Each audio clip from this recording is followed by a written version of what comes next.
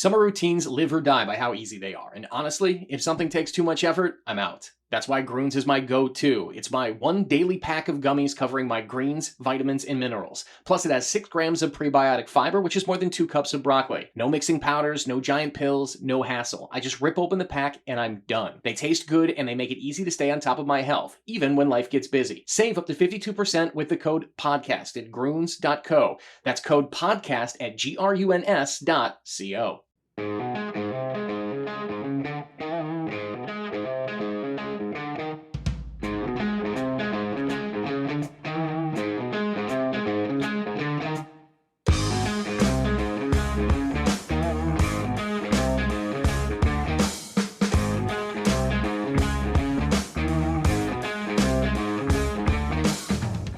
All right, hockey fans, welcome back. Thanks for joining us here on Wooden Sticks with producer Alex Haugen. I am your host, Kevin Gorg.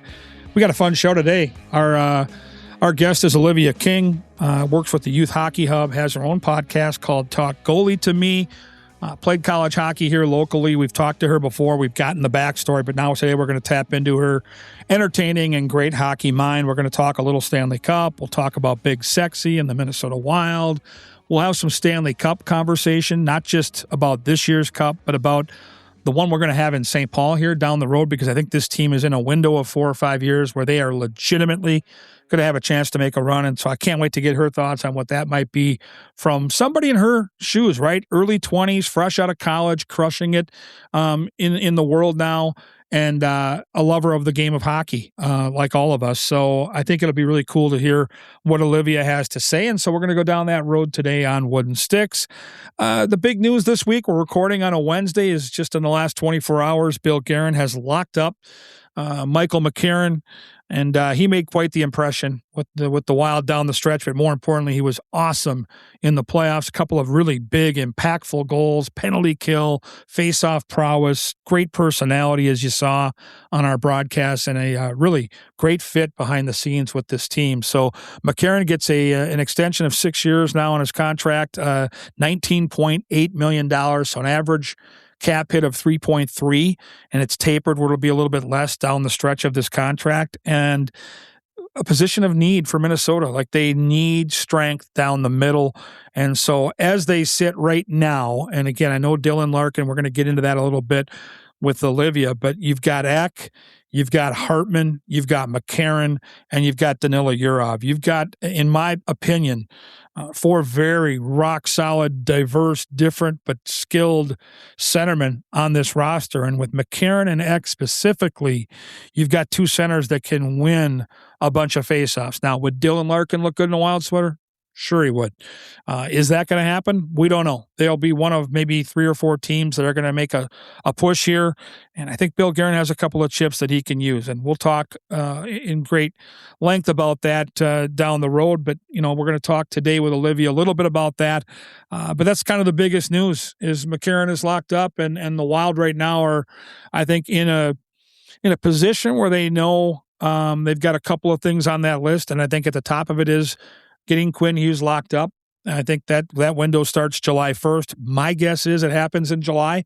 I don't think it's going to take any longer. I know the Kirill one lingered and got into training camp and real close to, getting into the season, and the stress and all the negativity and the worry that was in this town. I don't think we're going to see that this time. I think it's going to be a 3-year deal. I think it's going to be a fairly quick negotiation. I think it's going to happen in that first month in July and kind of coincide with when the schedule comes out. And don't forget, next year, you're going to go to an 84-game schedule. The Wild are actually going to start in late September. It's hard to believe that, but certainly something to consider. And some of the depth that Bill Guerin has put together on this roster gets magnified when you have 84 games, and there's going to be bumps and bruises and injuries and everything that goes along with that. The Stanley Cup has been spectacular. We're 4 games into it. Both teams have won twice. All 4 games have been compelling. 3 of the 4 have been 1-goal games. There's been a lot of offense in this Stanley Cup, which a lot of us so-called experts didn't see coming. I thought it'd be a little tighter, a little lower scoring, because both these teams defend at such a high level. But the skill on both teams is playing so well, and at such a high level. It's been hard to stop them. And you think of Mitch Marner and what he's done on the Vegas side. You feel bad for those folks in Toronto, being that it's such a mega market for hockey, and they haven't won a cup since 1967. And Marner was a dud with the Maple Leafs in most of, if not all, their playoff runs, as short as they were. And now he's just been, he's the Conn Smythe favorite right now in the betting markets, and rightfully so. I think he's approaching 30 points in these playoffs. It's been remarkable to watch. And then from the local angle, another big goal last night for Eden Prairie's own. You think of all the great players that Carolina has, and they do. They've got on that roster, top to bottom, they've got speed merchants like Aho. Stahl's been great. You look at the depth that they possess, and then you think of, here we are in the middle of this cup, and you're relying on the depth, right? You need players that can make things happen for your team. And, so many times in the Stanley Cup, it isn't the first or second name off the list that you think of. You think of the, I just mentioned a handful of those names, and Stan Coven's a great player, but it's Jackson Blake, and it's this little diminutive player the size of Jared Spurgeon that's coming up huge and scoring big goals throughout these playoffs in big moments. And so congrats to him and his family. I know they're enjoying it. And Fenway's making a little noise here. You can hear him in the background. So we're going to play through here, as they say, and keep with the podcast. But very compelling edition of the Stanley Cup. We'll have that discussion with Olivia King as well. Now, before we get to Olivia, all the great different outlets that make this podcast happen. And we'll start with my dear friend, John Schweitz and Minnesota Masonic Charities. Today, I want to talk a little bit about the Minnesota Masonic Charities. When you think about the Masons, I get it. You think about the funny hats, those pancake breakfasts, which are phenomenal. My dear friend John Schweitz and I have chatted about this, and it's so much more than that. They've got the Masonic Home over in Bloomington. They've got the hospital for the children over at the U of M. They are the largest fraternal organization in terms of charitable needs in our country, and they deserve a ton of recognition. So thank you, Minnesota Masonic Charities, for all you do and for supporting us over here at Talk North, and a special thanks to my good friend, John Schweitz. Also want to thank one of our newest sponsors, Lucy Nicotine Pouches. Thank you, Lucy. Hey, I've talked about Lucy before because my friends keep telling me it's their new go-to pouch. Well, here's the update. Now it's even easier to try because you can grab Lucy at Quick Trip. A bunch of them have tried them all, and now Lucy is their new go-to. They call them a top-notch lip pillow, and honestly, they say it's the best pouch experience they've ever had. The flavors are strong and actually last. Mint, apple ice, mango, espresso, berry citrus, and apple cider. Not sure where to start? Grab the 6-pack and try them all. And the real difference is Lucy Breakers. Each pouch has a little breaker ball inside. Bite it, and you get an extra flavor burst with a smooth nicotine kick that lasts longer. Lucy is smooth, long-lasting, and doesn't dry out. Give them a try. You can get 20% off your first order when you buy online at lucy.co/woodensticks with the promo code woodensticks. That's lucy.co/woodensticks with the promo code woodensticks. And if you don't want to wait, check out their store locator to find where you can pick up Lucy at the nearest Quick Trip today. And here comes the fine print. Lucy products are only for adults of a legal age, and every customer is age verified. Warning, this product contains nicotine. Nicotine is an addictive chemical. The great people at Onyx Fish and Onyx Maps. If you like to hunt or fish, I highly recommend checking out onyxmaps.com. Check it out for onyxmaps.com/hunt or onyxmaps.com/fish. Stop fishing the same lake because it's the only one you know. Onyx Fish lets you filter lakes by species, abundance, trophy, and keeper potential so you can make a smarter call on where to spend your Saturday before you ever hitch up the trailer. It's only $34.99 for the year, less than a spool of good braid. Download Onyx Fish on the App Store or go to onyxmaps.com/fish and fish smarter this season. And of course, our dear friends at Lexus of Wayzata and Maplewood. Up next, the goaltender with all the goods. It's Miss Olivia King here on Wooden Sticks.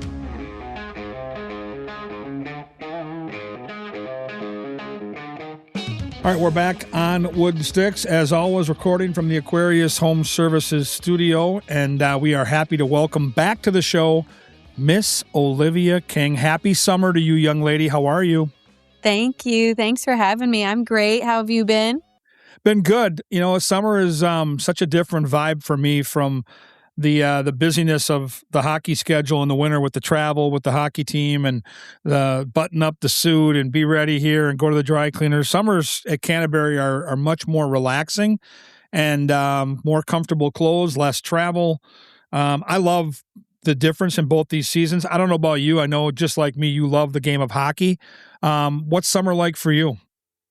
Yeah, I have so much variety, I feel like, in summer. I do coach a lot, so I get on the ice quite a bit. So I'm still around hockey, but I feel like just in a different way, not as much broadcasting, obviously, in the summer. I do a little bit with summer AAA, high school, and different things like that, but do a lot more social media stuff around this time of year, acting and different things like that. So getting out of the hockey world in the spring, summertime for me. So Tell me about the hockey school. Am I correct in the fact that you might be putting together a whole new hockey school? And I think for our listeners, you know, if that's something that's coming down the pipe, I think they'd love to hear about it. oh, I appreciate you asking. Yeah, I'm doing a goalie camp this summer with my roommate, Quinn. She played at Ohio State and Wisconsin, so I know it feels like maybe it's a little Yeah. rivalry in the house. So it's called Rivalry Goaltending, and it's just like a 3-day camp here at the end of July.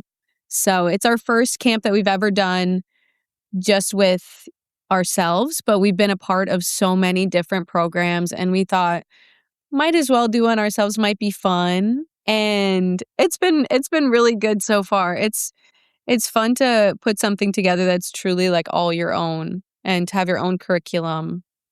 So we've Well, had a good time.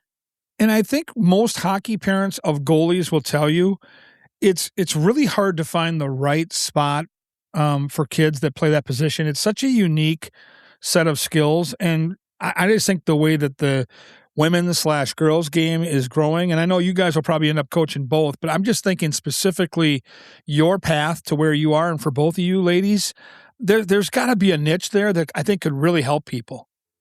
And I think, it is really cool to think of like this season was my first full season out.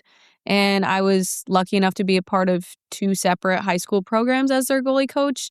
On the girls' side, I did Blake and Prior Lake, but my roommate Quinn, she was actually a part of Blake and also Bloomington Jefferson boys Oh wow.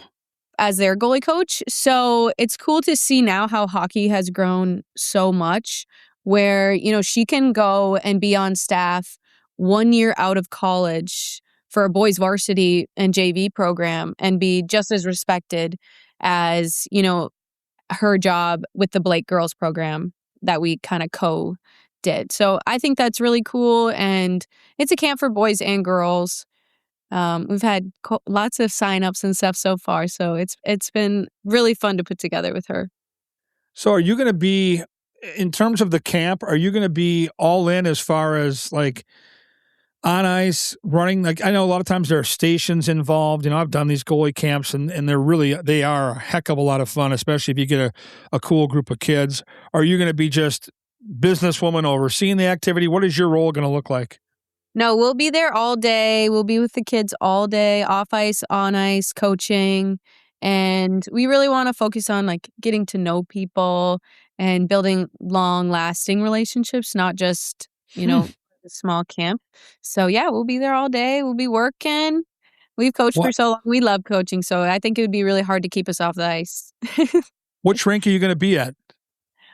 Bloomington Ice Gardens. Oh, one of my all-time favorites, Olivia. That place, it's a walk back in time for me, even though I know they've upgraded the facilities. But I went to a lot of hockey schools when I was a little kid at that place. And obviously, growing up and playing youth hockey and high school hockey in Burnsville, Kennedy and Jefferson were 2 of our biggest rivals. So I have so many great memories of that building. And, the hockey camp thing is really, for me, is super interesting because you mentioned it. If you do it the right way, you end up cultivating a relationship with not only the goalies, the kids, but their families. And it's such a journey to see these kids grow at that position. And as you know, Olivia, it's very specialized. And so if you get a group of people that end up coming back to see you, I think it's going to be extraordinarily fun for you as a coach. Yeah, I think it'll be really, really good for both of us just to have something that's truly our own and to really get to interact with parents and kids and build that relationship. I mean, we've been texting, emailing, calling back and forth with lots of people over the past 2 months about it. And it's, a few families that I haven't talked to in so long, or families from Brainerd that, I coached their daughter when I was super young. And so it's been really special to see kind of a lot of different people from different walks of life for me to kind of come around and are going to be at the camp in July. So, well, let's talk Stanley Cup. You and I are both such big fans of the game, and it's been a terrific first 4 games. We're recording this on a Wednesday, so we're in between a big win from Carolina in Game 4 and what lies ahead in Game 5 as they rotate back to Raleigh. Just give us your overall perspective on what you've seen. Do you have a dog in the fight? I don't. Personally, I don't care who wins this cup, but I really have been entertained by it. To be honest, I know this might be not everyone's pick, but there is a Brainerd boy on the Vegas Golden Knights.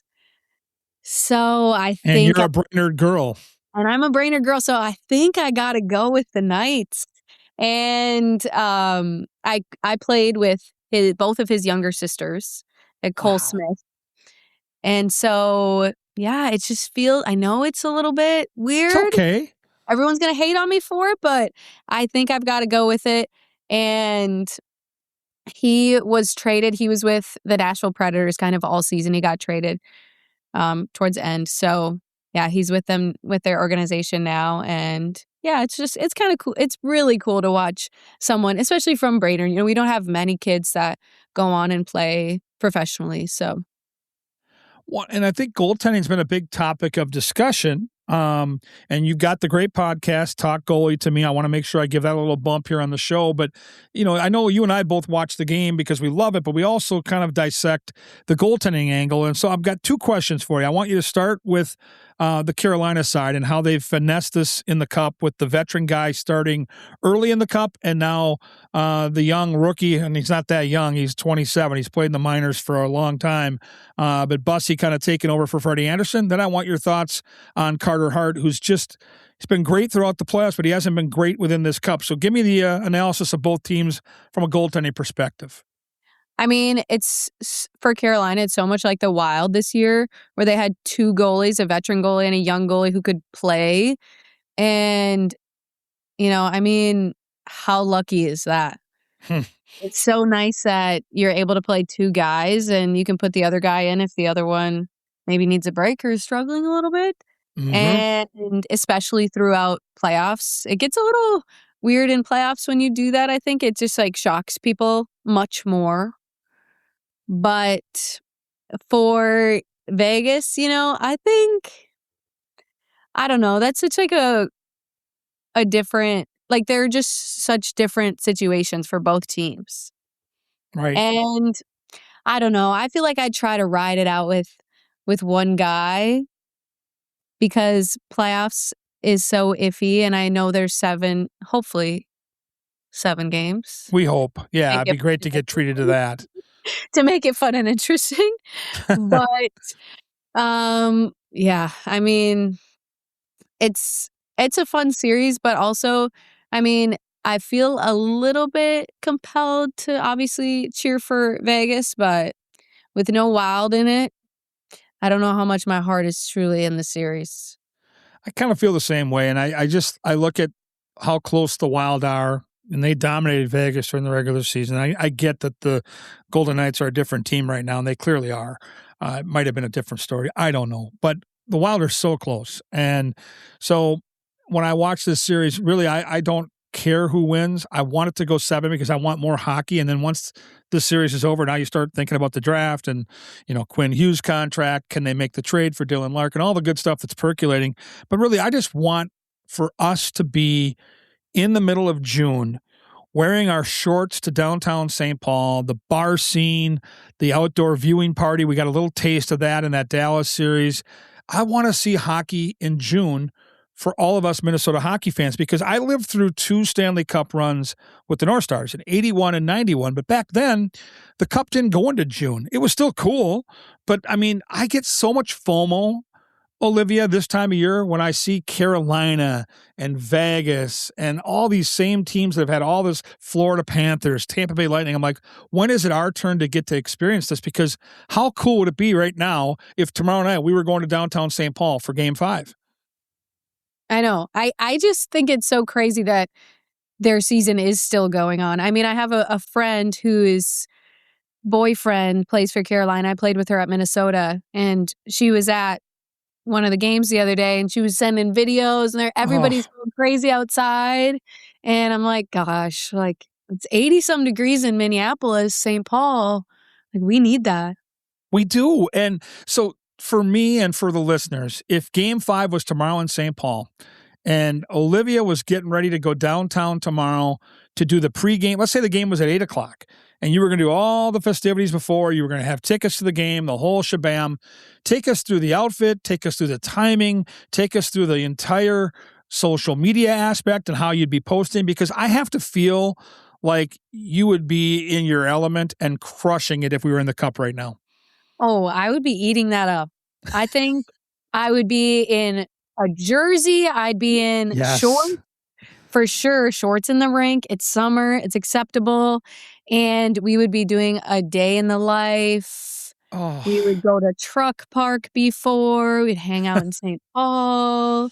I mean, it would be a thing. It might be the best day of my life. So I think I'm manifesting that for next year.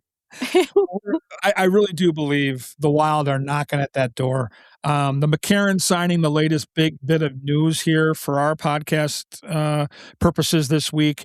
Just your thoughts of what you saw from Big Sexy during the short time he got to play with the Wild in the regular season, the playoff run, and what are you looking forward to seeing from this guy in a Wild sweater for the next handful of years? Oh my gosh. It was 6 years, right? Yep. 6 years. I know. I'm so excited for that. And, I think as we start seeing more extensions and just signings and stuff, it's just like going to be so exciting for next year, because I think at the end of this year, everyone was like, that was our one chance. Like, this was our one chance. It's out the window and we don't know about next year. And I don't know, I'm feeling discouraged. I feel like I heard that and felt that from our fan base a lot. And things like that signing, give us so much hope. And you're like, there's a good future. We're here for the long run. It wasn't just a 1 year, one and done. Like, we were trying our best and it didn't happen, and it's never going to happen. So Minnesota, yep. So I think, especially that signing, 6 more years, it's so nice for everyone to be like, okay, we can calm down. We're working on it. And this is like a long-term thing. It wasn't just a 1 year didn't work out. Well, never going to happen. Well, and I think it's funny because fans are so hot and cold, and I get the same type of feedback on social media, and I bump into a bunch of Wild-loving hockey fans out of Canterbury, and I remind people that, when teams eventually get to a Cup, they don't normally go from not getting out of the first round to just winning a Cup. Usually there's a progression. This team needed to figure out how to beat a quality team in a series, and they did that against Dallas. Now, if Ek and Brodin are healthy, I really truly believe that that's a different series against Colorado, who's a spectacular team, arguably the best team on paper in the league. But Ek and Brodin weren't healthy, and that actually was a thing. I'm sorry, that made a big difference in that series. So I remind fans that Stanley Cups tend to find teams that have star players. And I look at our roster right now with no trade yet, with the McCarron signing, which is great for our depth. And I see 4 right now on this roster and a potential 5th. Kaprizov, Boldy, Quinn Hughes, Faber, and then Jesper Wallstedt looks like he might be the next star player on this roster. And that's the type of players that a Stanley Cup finds. So my question to you, because you know the team, you watch the team, you follow the team, and I have an answer that I prefer in my mind. But if you can close your eyes, and we're close to seeing one of the cool things in our game. Like whenever the Cup finishes, I am mesmerized by that next 45 minutes when you see those players who've been playing since they were 5 and 6 years old get to the top of the mountain and lift up that trophy, that beautiful Stanley Cup trophy. You can't say somebody that isn't here right now. You can't say Dylan Larkin yet because he's not here. But if you look at the roster right now, Olivia, and you're closing your eyes and you're picturing the Wild on the ice in St. Paul wrapping up a cup in front of the state of hockey, which player are you most excited to see lift that cup and see that reaction from that guy? You get the floor. Who is it? Matt Boldy. Really? Yeah. I was not going to guess that. Okay, give me the backstory here. Why Matt Boldy? To be honest, I feel like it's rare that we see a lot of emotion out of Matt Boldy. Like, he's a pretty chill guy. He's always kind of here. So for me, it's him or Brock Faber, obviously, because he's a Gopher and he was a friend in college and he's a Minnesota boy. So to win a Stanley Cup for the Minnesota Wild, having grown up in Minnesota, played for the Gophers, I mean, what a fairy tale story that would be. And, he really truly is to a lot of people, like kind of like the face of the Minnesota Wild because of that story. A lot of kids in Minnesota. So him or Matt Boldy, just because, I feel like he's such a chill guy. And I see that excitement and those tears, Well, I thought for sure you were going to go Faber. Boldy's a great pick. And I'm torn. And, maybe I'm a little too close to the fire, so to speak. But when I think about players that deserve this and players that have done everything like the right way, like I think of the Cup and what that would mean to everybody in that locker room. And there'd be a lot of emotion involved. Faber for me would be an easy one because I'm a Minnesota guy and I played high school hockey and, locally. It would be really cool to see him do it. But I think of Jared Spurgeon and I think of his journey being a guy that's, 5'6", 5'7", a smaller player and the way he overachieves and becoming a captain and playing 1,000 games and how much the guy cares, like literally how much this guy cares behind the scenes. And I think of the teammate that he's been, the leader that he's been, his family, like I just, that might be enough to put me over the edge emotionally.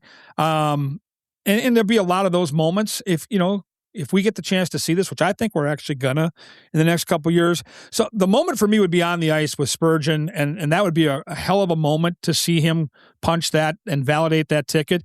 But then I think of the after party and like the parade and all the stuff that goes on with your day with the Cup. And I have a totally different answer there for somebody I may want to party with the Cup. It's not Jared Spurgeon. I don't mean this disrespectfully. I've got a guy in mind. I want to know who you would like to party. And it might be your same guy. It might be your guy Boldy. But who would you want to spend a day with when it's their day with the Cup? I feel like some of the young guys, I think it might be a little bit too crazy for me. I think I might have to choose some of the dads. I think I could appreciate some little kids eating ice cream out of the cup and just having a chill day on the boat or something, but goalies, I might have to make friends with Wallstead. So that's my final answer. I like the goalie angle for sure. For me, it has to be the most. A little weird. It has to be Foligno for me. For a multitude of reasons. He's insane. Like when that guy gets it going, like he's the guy I want to be with, but he's got 3 daughters just like I do. So I love that you mentioned the ice cream aspect, seeing the Foligno girls eat the ice cream out of the cup. And then I'm a sap, Olivia, and the fact that him and Nick lost their mom back in 2009 and for him to have that day with his family, and certainly his mom's a big part of this unbelievable journey he and Nick have been on in the league. And knowing his dad, Mike, longtime NHL guy, terrific human being, Foligno would do it right because there'd be enough craziness to remind me that this is the cup, but there'd be enough like sentimental stuff where it's like the dad in me would really appreciate that. I just love talking about it because I think sometimes if you talk about these things, you wish them and they actually become a real thing. And I'm dead serious. I think it's going to happen here in the next couple of years. So let me ask you this. It's summertime. You mentioned you have a little different schedule. I don't know how often you're doing your podcast. What are some of the things that you like to do to get away from hockey, to get away from work in the summertime? And I imagine going back to Brainerd in that beautiful area in summertime's got to be one of them. Oh, yeah. I feel like if I ever want to get away from work, I always will go home. It is a little difficult for me. I really love my work. So I love what I do. So trying to get away from it is kind of like a weird subject for me. I'm like, well, I like what I do, so I like doing it. And I can work from home. Like if I go to Brainerd, I can work a little bit when I'm there too. And Hockey Day is going to be in Brainerd next year. I'm doing some stuff for that. So I'm really, really excited for that. And yeah, I love to go home and visit my dad. He still lives there with my sister-in-law and my nephew. Right now, my little brother, he's home from college too. My big brother, he's deployed right now. So yeah, we got a 1.5-year-old in my dad's house, my nephew. Oh, It's fabulous. And my sister-in-law, she's pregnant again. So it's been really such a blessing to have them home. And so I try to go home quite a bit, especially recently. They just moved in with him about 2 months ago. So sure. yeah. Well, and I got to tell you, you mentioned Hockey Day, and I'm glad you did, Olivia, because when I think of places that are built to host an event of the magnitude of Hockey Day, Minnesota, I think of Brainerd. Like, so many great restaurants, so many great resorts, just an unbelievable place to hang out. And listen, we rent a place, Chrissy and I do, in the summer up there, and we do a couple different weeks. We're going to do a week in July. We're going to do a week in August. You know, we do your boat club, so we get on the lake and do the whole thing with the pontoon. But we go up there. I like it in the winter. Like, I like the cadence of life in Brainerd in the winter, the chocolate mousse, the downtown shopping there in Nisswa. Like, it's a thing. So how do you think Hockey Day has been received? And, you know, since you've got family up there and you're up there a fair amount, how do you think it's coming together? Oh, I think they're doing a fabulous job already. I mean, they're doing it at BIR, which is the raceway there in Brainerd. So it's a massive venue. And they're doing a lot for it. They're going to do a golf tournament here shortly, kind of like a Gopher alumni little golf tournament. And then they have already been out at the golf courses kind of selling merch and doing different stuff like that. And yeah, I'm really excited for it. I think it's really big for the Brainerd community. I mean, think of how many tourists they host in the summer, and then it's pretty kind of dead in the winter since snowmobiling is really not as popular as it used to be. And the snow obviously hasn't been as great as it used to be either. So it's going to be really, really fun and exciting to have a lot of people there in Brainerd for that week. I hope, everybody can come out and do that because there's quite a bit to do there, especially if you come visit for that week. We can go ice fishing and visit all the resorts. They've all got like skating rinks and different stuff like that. So it will be really fun to have the Hockey Day there. And I've been begging for it for years. Since I was in high school, I was like, when are we going to get Hockey Day? And now it's here. I'm going to steal the first answer, and I'm going to let you listen to my answer. Maybe as I'm going through it, come up with your favorite or one that's different than mine. So for our listeners that might think about going to Brainerd either this summer or more importantly for Hockey Day next winter, you should definitely make plans to go up there. I'm going to pick out one of my favorite places to go have a bite to eat. And I'll let you think of yours while I'm going through mine. Technically, it's in Nisswa. I mentioned the shopping. I mentioned the Chocolate Ox, which is a cool place to get your candies and stuff. But Rafferty's Pizza, for me, is elite. And I am a lover, clearly, of pizza. And so whenever I get to Brainerd, doesn't matter if I'm there for 2 days or I'm there for 10, there's going to be at least one stop at Rafferty's Pizza. I don't know of any other Rafferty's Pizza on the planet, and I love their pizza, and I love the atmosphere in there. They're like park benches, and you can, in the summer, sit outside. It's gorgeous.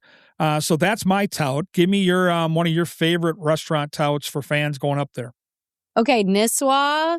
If we're talking Nisswa, you have to go to Rafferty's Pizza. That is the best Rafferty's. There are multiple. Okay. There used to be 2 in Brainerd. There's one in Brainerd. There's one in Crosby now. And that one has like wood fired. Ooh. pizza, not just like the regular. But Nisswa one is definitely like the OG. That's the best one. Okay. When people like ask me my favorite pizza, that's it. It's probably because I grew up eating it. Yep. I think it's nostalgic. But Rafferty's, but I also really like in Brainerd, there's if you want to get like lunch or coffee, Mhm. it's called Christmas Point. And it's actually like a big shop. Like they have clothes, they have furniture. It's like 3 stories. It's all like a log cabin, but they have sandwiches and coffees and everything like that. It's definitely worth it, especially if you're just looking to get like a lunch or brunch or something like that. I do love Burritos California too. It's like a Ooh. knockoff Chipotle, but more authentic. It's Where's really that good. located? It's kind of by the rink. Oh, nice. Yeah, so it's Okay. pretty close to the rink. Burrito, California. I'm going to check. I Mhm. love Mexican food, girl. Like I'm telling you, I love good Mexican food, and I love Chipotle. So if it's a similar type of food, then I'm in. Oh yeah, it's really good. Yeah, all the Brainerd recommendations, I'm here for it. I've got people text me all the time and ask me. They're like, "Oh, I'm going up to Cross Lake this weekend. What should I do? I'm going to Crosby. Anything in the area?" I'm like, "I got you." All right, we're going to close with this so our fans can keep track of your goings on. Because I'm going to tell you, for our listeners out there, Olivia clearly has the bug. She's got the gift of gab. She loves the game of hockey. She's a goalie. So many cool aspects to you on social media.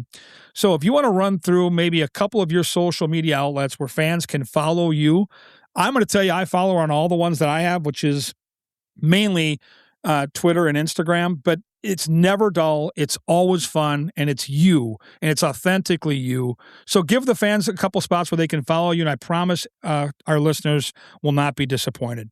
Well, thank you. Yes, my username is at Olivia Kristen King on Instagram and TikTok. And then on Twitter or X, it's Olivia Kristen K. And I'm not super active on my X, but we're working on it. As a newfound journalist, I'm like, I guess I gotta work that into the schedule.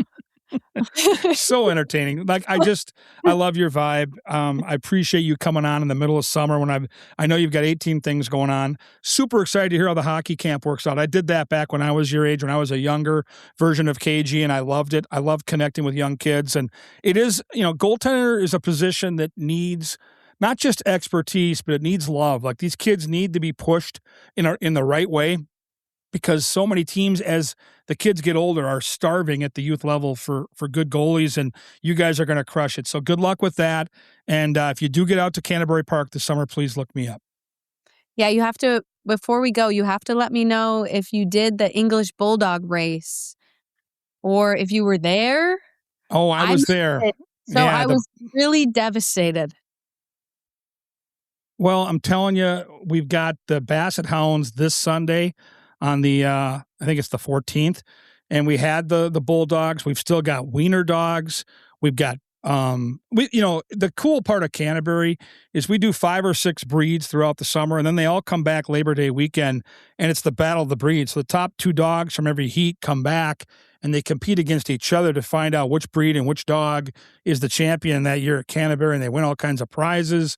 So yeah, you're going to have to get out there for those dog races, because I'm telling you, there'll be 10 to 12,000 people. The atmosphere is insane. Food trucks everywhere. Like it's really a cool atmosphere. So head to Canterbury Park. This is a nice little plug for my other gig. Head to canterburypark.com. Check out those dog races, Olivia. And when you come out to Canterbury, we're going to put you on the mic. It's your 2 buddies. It's me and Paul Allen, and you do radio with PA on KFAN all the time.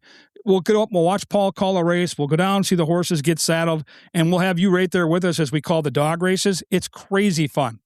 I would love that. Let's do it. All right. Thanks for having me on. She's the best. She is Olivia King. Follow her on all those social media outlets and find that podcast. I'm telling you, Talk Goalie to me is great fun. And I'll be back after a quick break to put a bow on this week's edition of the show.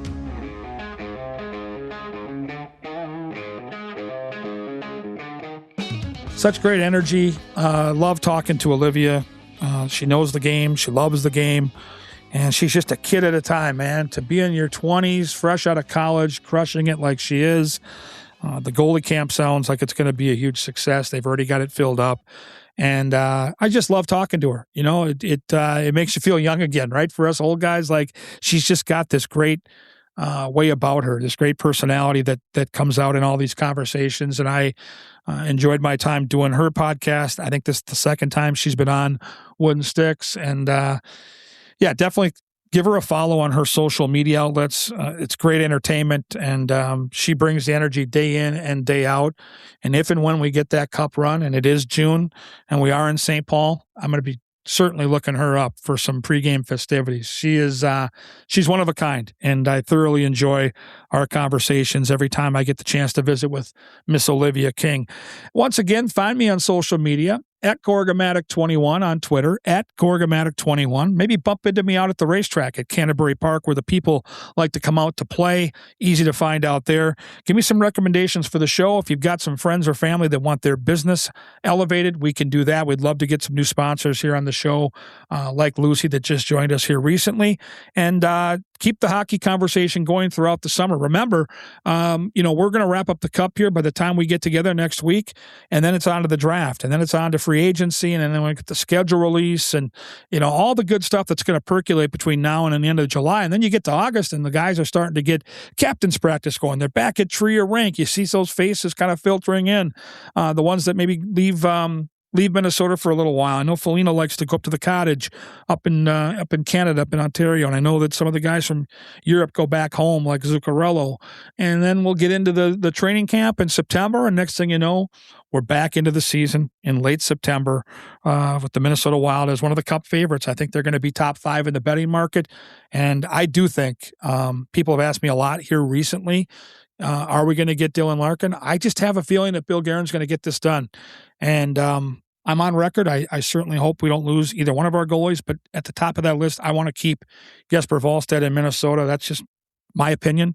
And if Detroit won't do the deal without Wally, then I wouldn't do the deal. But if you can get the deal done by giving up maybe one of your existing players, one of your prospects, and maybe your 27 first-round pick for a player like Larkin, who, let's be honest, he's on the back 9 of his career, a lot like McCarron. There's still good hockey to go, certainly in the next 5 years, which is kind of the window. He's on a very good contract at $7 or $8 million, and he's a 30-goal scorer every year that wins 54% of his draws, that's great in the penalty kill and great in the power play. Like, he literally checks every single box of what the Wild need, I think, to get one more notch up closer to being that team, that it team in the West. And so I think that the Wild are going to take their swing. We'll see if it's good enough to get him in a Wild sweater. And it'd sure be fun if they could pull this off.